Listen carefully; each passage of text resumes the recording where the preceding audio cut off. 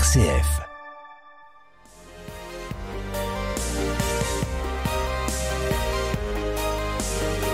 Notre pauvre Église est rudement mise en question aujourd'hui.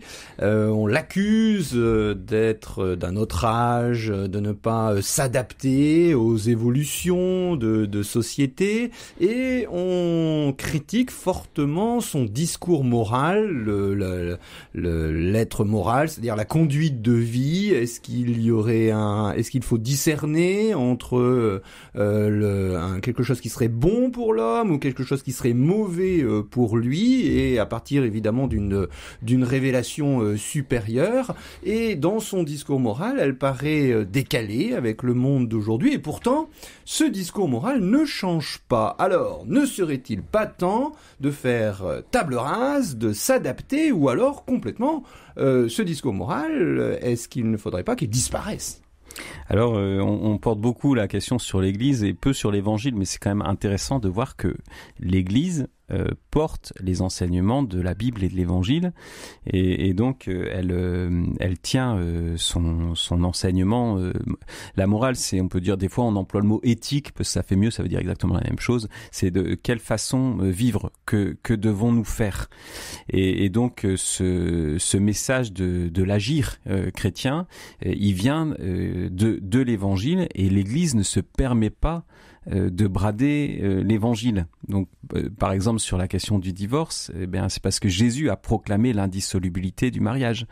Et donc, il y a cette nécessité pour l'Église d'être fidèle aux enseignements du Christ.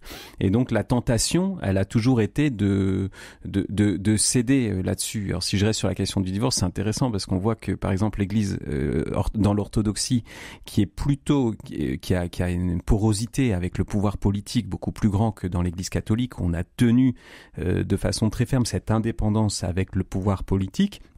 Donc il y a toute la querelle de l'Empire et de la papauté, tout ça. Mais donc il y a cette indépendance qui est là, et les princes laïcs ont pendant des siècles fait la guerre à l'Église pour qu'elle abdique sur cette question de l'indissolubilité du mariage, et l'Église a tenu bon. Mais dans l'orthodoxie, non. Et donc on a une position qui est plus souple, qui aujourd'hui nous attire, mais qui est moins évangélique, qui est moins conforme à l'exigence de l'évangile, et donc et qui aujourd'hui parfois est vu comme quelque chose d'insupportable. Maintenant ça vient de l'évangile, et donc après on voit il y a un changement aussi j'ai toujours entendu ce discours que l'Église doit évoluer, l'Église doit changer. Or en fait quand Jésus vient, son message, et Jean-Baptiste qui vient avant lui, il dit: convertissez-vous, car le royaume de Dieu est proche. Donc le message de l'évangile, c'est plutôt de nous donner un ferment de conversion, une force, un appui pour changer de vie.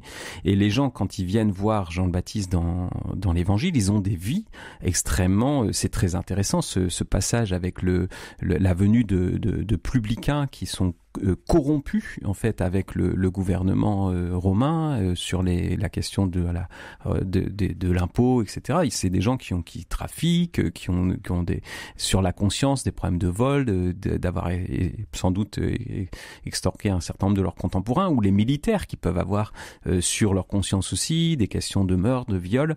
Eh bien, ils viennent, ils posent cette question: et nous, que devons-nous faire ? Ils posent la question de la morale avant de poser la question de la foi.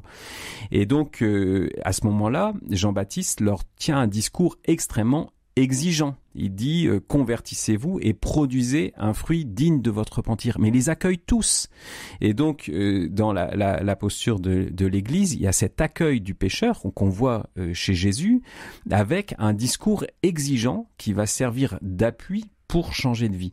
Et alors là où ça devient problématique, c'est quand ce message de l'évangile est vu comme une condamnation plutôt qu'une libération. Et donc le message de l'évangile est exigeant, mais pour honorer le bien dont nous sommes capables, que nous pouvons, avec la grâce de Dieu, produire dans notre vie, le fruit, et donc pas pour nous enfermer dans le mal, au contraire. Et donc Ce dont il faudrait sans doute sortir aujourd'hui, c'est ce regard vraiment très négatif, pessimiste sur une Église qui condamnerait, alors qu'en fait, elle apporte l'Évangile et les moyens de changer sa vie. Le danger, moi, ce qui me semble aujourd'hui, avec les questions, on voit en Allemagne avec la synodalité, etc., c'est d'essayer de construire une Église avec un Évangile au rabais qui permette plus aux gens de se convertir et de changer de vie. Et donc, est-ce qu'on va continuer à vivre l'évangile dans sa force, quoi? Alors, on a bien compris que l'Église proposait l'Évangile, qui est exigeant, mais on s'aperçoit aujourd'hui, si on a une approche historique, on se rend compte qu'on est dans des sociétés complètement post-modernes, et puis l'essentiel, l'extrême grande majorité des gens en Europe comme en France ne vivent plus selon les préceptes de l'Évangile. Alors on peut se dire, mais l'Église, est-ce qu'elle peut les rejoindre encore aujourd'hui ? Alors je crois qu'elle les rejoint, mais il y a un changement dans l'appréhension, moi je le constate très fort, dans la génération. C'est-à-dire que lorsque dans une génération plus ancienne, lorsqu'on vient, on a cette pratique des sondages, de poser la question aux gens, à votre avis, pourquoi les gens ne viennent plus à l'Église ?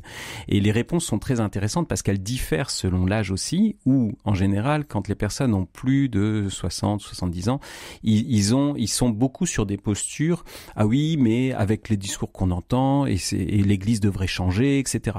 Et les plus jeunes, pourquoi on ne vient plus à l'Église ? C'est parce qu'on n'a pas le temps, nos modes de vie, vous comprenez, on est très pris par nos travails, et puis il y a tous les écrans, etc. Et donc, ils voient pas du tout les choses de la même façon. C'est-à-dire que, en fait, l'Église n'est plus perçue par les jeunes comme une puissance morale qui va imposer un mode de vie. Et au contraire, les jeunes, quand ils viennent à l'Église, s'ils y voient un évangile au rabais, ça va pas les attirer, parce qu'avec tout ce à quoi ils sont affrontés, les problèmes de pornographie, de liberté des mœurs, avec toutes les relations qui sont blessées, les divisions dans les familles, ils ont envie d'un évangile qui les aide à se structurer et à trouver un chemin, une droiture.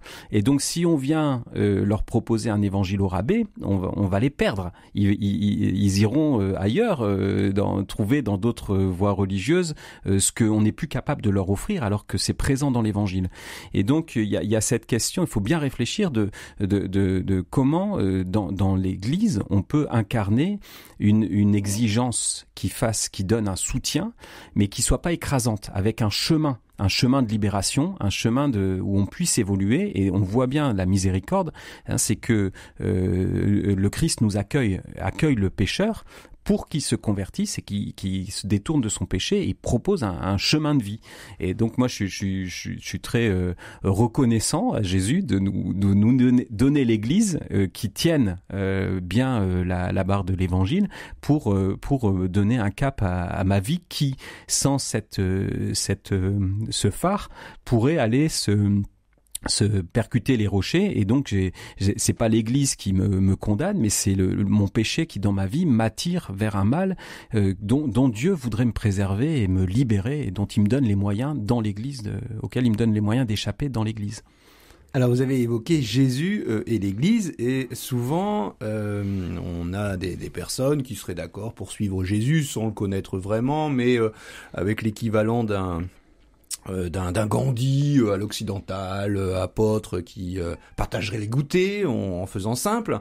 Mais dès qu'on parle de l'Église, alors là, les gens sont captés par tous les médias qui critiquent quelquefois à juste titre les membres de l'Église, qui sont pas toujours exemplaires. Et finalement, les gens se disent, on va enlever l'écran Église et s'adresser directement à Dieu, et finalement essayer d'appliquer l'évangile sans l'Église. Oui, effectivement, on voit que en fait l'Église a eu du mal des fois à incarner l'exigence morale qu'elle professe. Et donc il y a cette question de la conversion, et donc on dit l'Église elle est faite de pécheurs qui justement s'engagent dans cette dynamique de conversion. Et donc il y a deux images de l'Église qu'on reprend. Il y a celle de la Vierge Marie, donc qui est dans la pureté et dans la sainteté accomplie. Puis il y a celle de Marie-Madeleine, qui est la pécheresse pardonnée et qui, par l'amour qu'elle porte au Christ, va être purifiée et accéder à une vie droite. Et donc l'Église, c'est parfois quand on regarde en fait, est-ce que l'Église accueille les pécheurs? Bien sûr, en fait, quand on regarde les gens qui viennent à l'Église, on voit on est tous avec nos fêlures, nos difficultés. Et en fait, la question c'est celle de la dynamique, c'est-à-dire est-ce qu'on peut progresser vers Dieu? Est-ce qu'on peut avancer? Et donc, c'est important de pas se sentir, en fait, d'être ni dans l'Église des purs. Par exemple, les cathares, c'était nous, on est les purs, on est parfaits, et on va condamner toute autre forme d'église, notamment qui laisse trop de place aux pécheurs. Et puis, de l'autre côté,